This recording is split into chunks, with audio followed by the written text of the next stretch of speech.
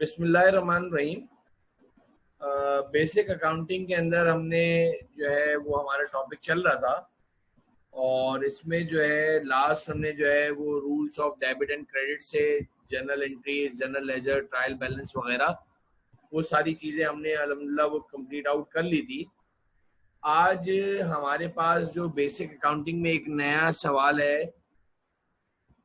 शुरू के लेक्चर्स में मैंने आपको बताया था कि what is the accounting equation, और सारे स्टूडेंट्स को पता भी है कि वैसे नॉर्मली जो अकाउंटिंग इक्वेशन है वो asset equals to liabilities plus capital होता है। Assets equals to liabilities plus capital होता है। अब मसला ये है कि आपके पास आईए के अंदर एक सवाल आता है जिसके अंदर ट्रांजैक्शंस दी हुई होंगी और उन ट्रांजैक्शंस को आपको अकाउंटिंग इक्वेशन के अंदर जो है पोस्ट करके बताना है। तो मैंने आपके ये हैंडआउट में से एक क्वेश्चन नंबर जो है 11 जो है वो चूज आउट करा है अभी फिलहाल। सबसे बेसिक सवाल से मैं स्टार्ट कर रहा हूँ और इसके अंदर जो है नॉर्मल जो है बेसिक एंट्रीज हैं, ट्रांजैक्शंस हैं, जिसको हमें अकाउंटिंग इक्वेशन के अंदर जो है मेरा बेटा पोस्ट करना है। आपके हैंडआउट का क्वेश्चन नंबर 11 जिसकी हमने डबल एंट्रीज भी शायद बनाई हुई थी।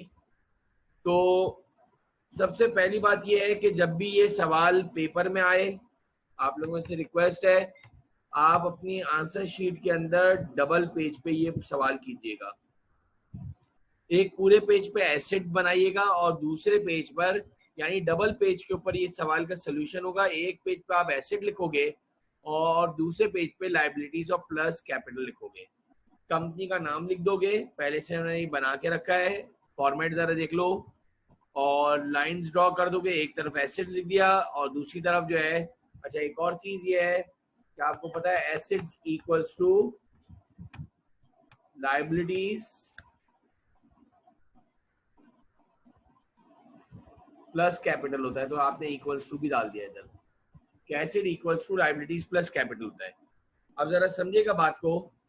2011 जून जो है मैंने वो जो है एक दफा डेट का एक छोटा सा कॉलम बना दीजिएगा। अगर सीरियल नंबर हो तो सीरियल नंबर डाल दीजिएगा। पहली एंट्री देखो बहुत आसान है, started business with ₹2000 in cash. Started business with ₹2000 in cash. तो सबको पता है कैश डेबिट कैपिटल क्रेडिट जो है एंट्री बनती है। तो आपने फौरन से जो है एक कॉलम जो है ड्रॉ कर दिया पतला सा, ये आपका कैश का कॉलम बन गया। और इधर जाके आपने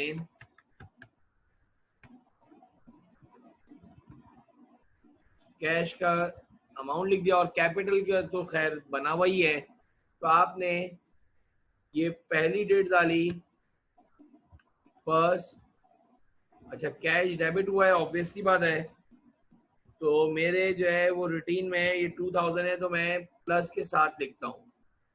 प्लस डालो या ना डालो, डाल दो तो ज्यादा बेहतर है, मेरे लिहाज से डाल दो तो ज्यादा बेहतर है। तो 2000 जो है कैश के अंदर बढ़ गया बेटा और कैपिटल को बढ़ा देंगे 2000 से। तो आपने पहली एंट्री जो है बच्चों 2000 इधर भी लिख दिया और 2000 आपने कैपिटल में भी लिख दिया। ओके सर, यानी दोनों साइडें बिल्कुल इक्वल चलनी चाहिए। पहली ट्रांजैक्शन हो गई अल्हम्दुलिल्लाह, लाइन ड्रॉ कर दिया ताकि आपको समझ में आ जाए। इसके बाद सेकंड ट्रांजैक्शन की तरफ अगर आप आए, paid ₹1800 for opening cash into the bank account for the business. Double entry आप सबको पता होगा कि आपने जो है 1800 रुपए का बैंक अकाउंट खुलवाया तो बैंक डेबिट होता है और कैश क्रेडिट होता है। तो आपने जो है सेकंड ट्रांजैक्शन के अंदर बैंक डेबिट हो रहा है तो आपने एक और कॉलम बना दिया छोटा सा। और बच्चों ये आपके पास बैंक का अकाउंट है, ये आपके पास नया टाइटल आपने ओपन करा। जितने भी टाइटल हैं वो बढ़ते जाएंगे और 1800 जो है आपने बैंक डेबिट हो गया, लेकिन in the mean time cash भी कम हो गया। स्मॉल ब्रैकेट में लिखोगे, याद रख लो अकाउंटिंग में माइनस का साइन नहीं है तो वो ब्रैकेट शो करते हैं। तो ये आपने सेकंड ट्रांजैक्शन भी लिख दी। अच्छा, अब इस तरह एक और बात देखो कि लाइबिलिटी और कैपिटल पे कोई इम्पैक्ट नहीं पड़ा है, तो क्या ही बात है अगर आप इधर इक्वल्स टू डैश और डैश डाल दो कि इस एंट्री का कोई ताल्लुक नहीं हुआ, यानी एक तरफ बैंक बढ़ गया और एक तरफ से कैश कम हो गया, यानी ये सेकंड ट्रांजैक्शन भी आपने अल्हम्दुलिल्लाह पोस्ट कर दी। बैंक डेबिट डबल एंट्रीज तो आपको रूल्स याद ही हो गए, बस इसके अंदर ये पोस्ट करने का तरीका बता रहा हूँ। फिफ्थ ट्रांजैक्शन देख लो जरा, bought office furniture on credit from Beta Build Limited 120। 5 तारीख को ऑफिस इक्विपमेंट लिया है आपने, एक और कॉलम बढ़ जाएगा नया ऑफिस इक्विपमेंट का। आपने एक नया टाइटल ओपन कर दिया ऑफिस इक्विपमेंट, अगर पहले से हो तो उसी कॉलम में आ जाएंगे ऑफिस इक्विपमेंट। और ट्रांजैक्शन नंबर 5 है मेरा बेटा, और आपने ऑफिस इक्विपमेंट मेरे ख्याल से कितने का लिया है, 120 रुपए का। तो ऑफिस इक्विपमेंट में 120 का ऐड हो गया, लेकिन उधार पे लिया है, तो इधर जाके आपने एक नया टाइटल ओपन करा है, that is called account payable. Account payable का टाइटल ओपन करा मेरा बेटा, उसको भी एक कॉलम बना दिया कि शायद हो सकता है आगे जो है कुछ और भी ट्रांजैक्शंस आ जाए, तो उस वक्त जो है आप उसको लिख दीजिएगा। और लाइबिलिटी भी बढ़ गई बेटा, तो इधर भी जाके आपने 120 रुपए बढ़ा दिए, यानी लाइबिलिटी भी बढ़ गई और कैपिटल भी बढ़ गया, और लाइबिलिटी भी बढ़ गई और एसेट भी बढ़ गया। ये आपकी ट्रांजैक्शन नंबर 5 हो गई। बिल्कुल इसी पैटर्न से पेपर में सवाल होगा, बिल्कुल इसी पैटर्न से आपके पास पेपर में सवाल होगा। 8 ट्रांजैक्शन पे आ जाइए, जरा देख लीजिए। Bought a motor van paying by cheque ₹950। 8 की ट्रांजैक्शन आ गई। सबसे पहले तो आपने मोटर वैन खरीदा है, तो एक और कॉलम बढ़ गया, इसलिए इसको एक पेज पे रखवाने का कहा है ताकि याद रहे, मिक्सअप ना हो। ऑफिस मोटर वैन खरीदी है, आपने मोटर वैन का कॉलम बनाया, और मोटर वैन आपने 950 की लिए बाय चेक। तो सारे स्टूडेंट्स को पता है कि मोटर वैन बढ़ गया तो प्लस में 950 लिख दिया, लेकिन बाय चेक है तो 950 जो है बैंक से माइनस भी हो गए। तो बच्चों ये आपके पास ट्रांजैक्शंस को पोस्ट करते जा रहे हैं, asset equals to liabilities plus capital. अभी तो सबसे बेसिक सवाल लिया है, कि ये आपको बहुत ही नॉर्मल लग रहा होगा, और ये अच्छी तरह आप इसकी फॉर्मेटिंग भी देखिएगा कि किस तरीके से चल रहा है। 8 ट्रांजैक्शन के बाद आपके पास 12 को आया, bought work machinery from Evans and Sons on credit 560। 12 की एक और आपने जो है वर्क मशीनरी खरीदा है, सबसे पहले एक कॉलम और बढ़ा दीजिए,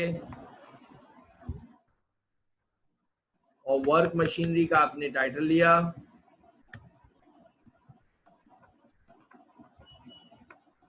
बनती कोशिश बहुत ही छोटे छोटे जो है एसेट में बनाना ताकि पूरे आ जाएं।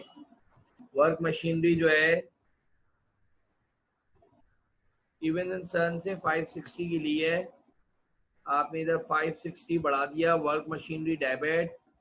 अकाउंट पेबल का तो टाइटल पहले से खुला होता, अलग अलग सप्लायर के नहीं बनते अकाउंटिंग इक्वेशन में, एक ही अकाउंट पेबल बनता है बेटा, एक ही अकाउंट पेबल बनता है, उसके अंदर सारी ट्रांजैक्शन आ जाती हैं, मैं बार बार कह रहा हूँ, और कैपिटल पे कोई फर्क नहीं पड़ा है।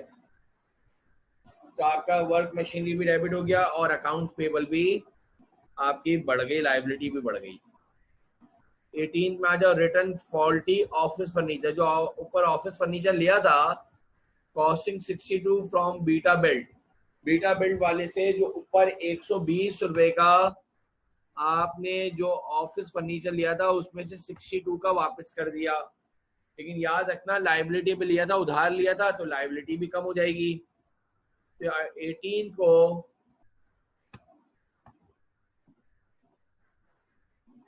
ऑफिस इक्विपमेंट में से हमारे पास से ऑफिस फर्नीचर था, ऑफिस इक्विपमेंट लिख दिया था ऊपर, वो ऑफिस फर्नीचर है बेटा, वो ऑफिस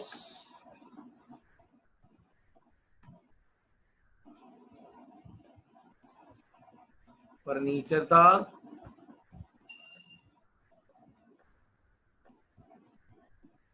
ऑफिस फर्नीचर जो है वो जो आपने ऊपर बीटा बिल्ड वाले से 120 का लिया था, उसमें से आपने 62 का वापस कर दिया मेरा बेटा,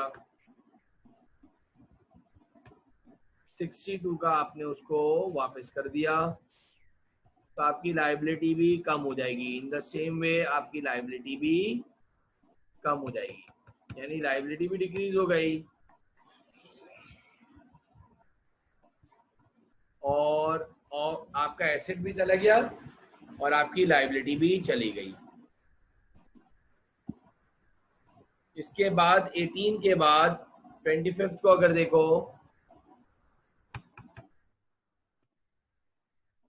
sold some of the work machinery for ₹75 cash. जो वर्क मशीनरी आपके पास पड़ी हुई थी ना, जो ऊपर इवन एंड सन से खरीदी थी, आपने उसको 75 रुपीज में बेच दी। तो भाई वर्क मशीनरी जो आपने इवन एंड सन से 560 की ली थी, उसमें 75 रुपए की आपने बेच दी। तो मेरा सवाल ये है, $75 की आपने वर्क मशीनरी बेच दी और कैश में 75 आ गया, और ये आपकी 25 तारीख की ट्रांजैक्शन थी, यानी एक तरफ एसेट भी बढ़ गया, कैश आ गया मेरा बेटा, और एक तरफ जो है वर्क मशीनरी जो है आपकी उसमें से भी चला गया। उसके बाद नेक्स्ट देखो 25 के बाद 26 को paid amount owing to Beta Build Limited 58 by cheque. जो बीटा बिल्ड से ऊपर तुमने ऑफिस फर्नीचर लिया था मेरा बेटा, उसका 58 की जो है लायबिलिटी आपने बाय चेक उतार दी। डेट थी 26, तो चेक के जरिए जो है आपने 58 रुपीज का चेक दिया है, बैंक से 58 कम हो गए मेरा बेटा, लायबिलिटी भी तो कम हुई है, इसमें कोई दो राय नहीं है, लायबिलिटी भी तो कम हुई है। तो आपके पास 26 वाली ट्रांजैक्शन भी हो गई, यानी आपकी एंट्री बनेगी अकाउंट्स पेबल डेबिट और बैंक क्रेडिट। इसके बाद 28 वाली को देखो, अगर आप took ₹100 out of the bank and paid it into the cash till, 100 रुपए बैंक से निकलवाए, सबको कॉमन एक कॉन्ट्रा एंट्री बताई है, कैश में 100 रुपए का इजाफा हो गया,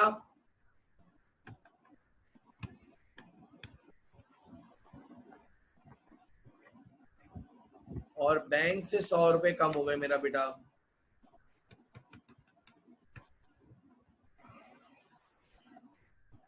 ये नेक्स्ट ट्रांजैक्शन हो गई, डेट थी 28,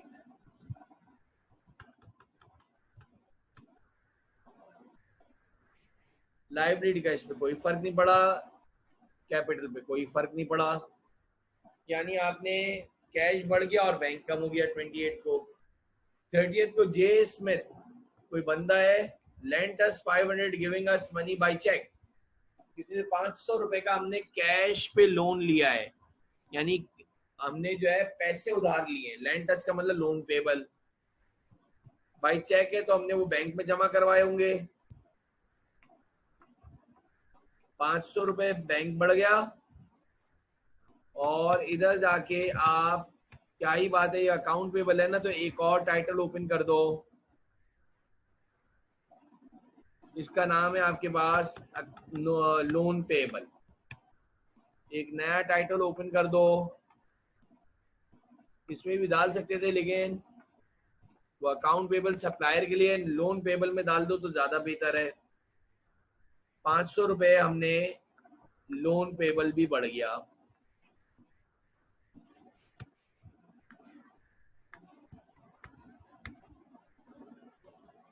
तो ये आपका ट्रांजैक्शन हो गया अल्हम्दुलिल्लाह।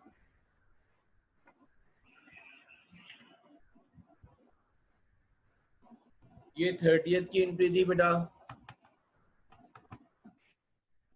लेकिन ये सारी पहला सवाल बिल्कुल सिंपल सा लिया है। 500 रुपए से बैंक बढ़ गया और लोन पेबल बढ़ गया। तो ये हमारी सारी ट्रांजैक्शन हो गई। अभी बात कंप्लीट नहीं हुई है। अच्छा, इसके अंदर एक और चीज ये देख लेना, इसकी रिक्वायर्ड मैं चेंज कर रहा हूं इस सवाल की।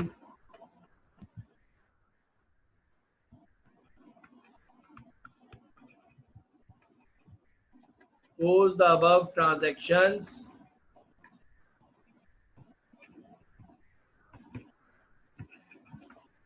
in accounting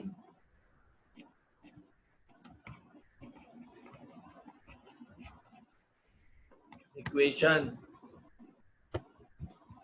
अब क्या होगा बेटा, ये जब आपने एंट्रीज बना लिए हैं तो अभी ये कंप्लीट आउट नहीं हुआ है। इसके अंदर एक स्टेप और रह गया है कैलकुलेशन वाला।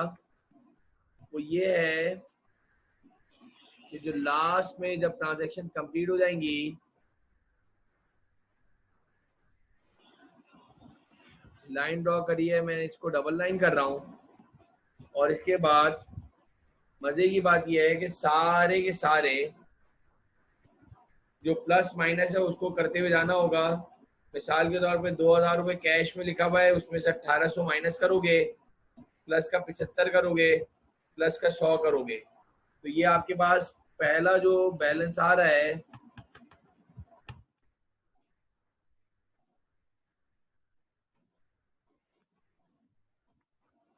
कैश में आ रहा है 375। अगर दूसरे की बात करें तो 1800 माइनस 950 माइनस 58 माइनस 100 प्लस 500, तो ये आ रहा है 1192। ये इसका स्टेप के साथ शामिल है, वरना नंबर कटिंग अगर नहीं करके आओगे। 120 माइनस 62 गिव यू 58 मेरा बेटा। 950 एज इट इज आ गया। 560 माइनस 75 485 मेरा बेटा। फिर 120 प्लस का 560 माइनस का 62 माइनस का 58, तो ये आ गया टोटल 560। इधर 500 ही आ गया।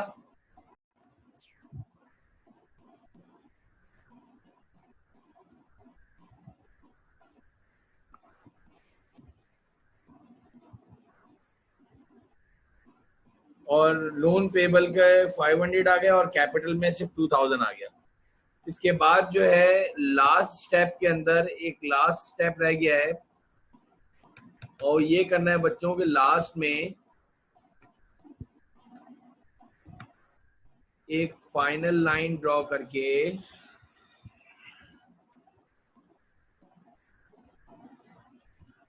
इसको डबल लाइन करके क्लोज करके आओगे।